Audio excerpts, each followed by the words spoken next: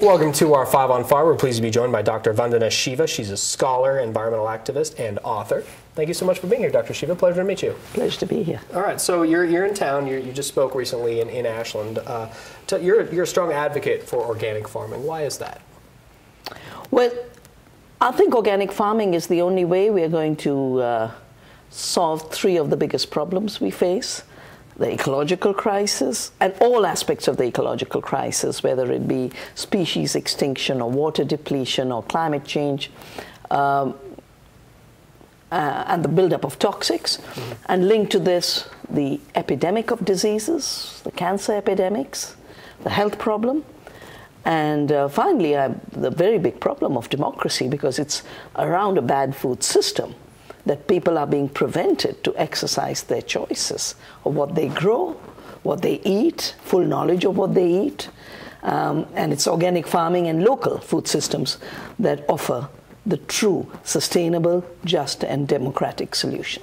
You're not the only one who shares these opinions. Where does change come? How do we enact change?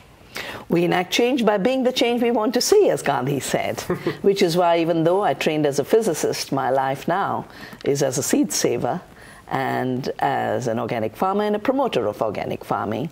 We've trained more than 1 million farmers in India and created 120 community seed banks, because I think it's so important that it's not enough to be an isolated little example, but this must become mainstream, and that's my commitment for India.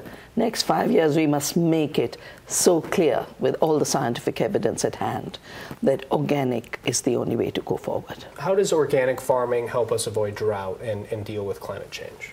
Well, it helps help us avoid drought and deal with climate change, first because industrial globalized agriculture accounts for 40% of all climate damage. 40% emissions of the greenhouse gases come from industrial agriculture. And that was the subject of my book, Soil Not Oil.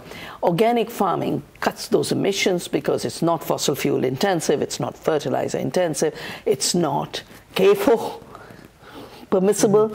Those are all sources of nitrogen oxide, methane, carbon dioxide.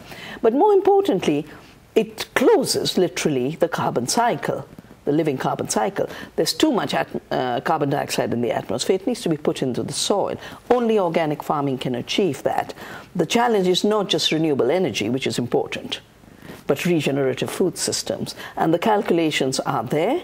The calculations show that with about 2 tons per hectare of carbon returned to the soil, we could not just get rid of the emissions, we could get rid of the stocks that have been built up in the atmosphere and putting the carbon where it belongs, in the soil.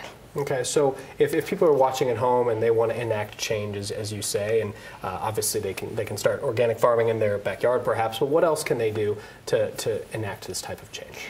I think the first is that everyone should make a commitment to protect biodiversity and save seeds, even if it's 1 pot in your windowsill. If you have a little backyard, turn it into a seed sanctuary. Grow food organically if you can, and if you can't, make a commitment to only eat organic and local as far as possible, both because it's good for the planet's health and for your health. With one little action of how you eat, you are literally protecting the entire planet. Dr. Shiva, it's great to meet you. Thank you so much for being here. Appreciate it. All right, stay with us. We'll be right back.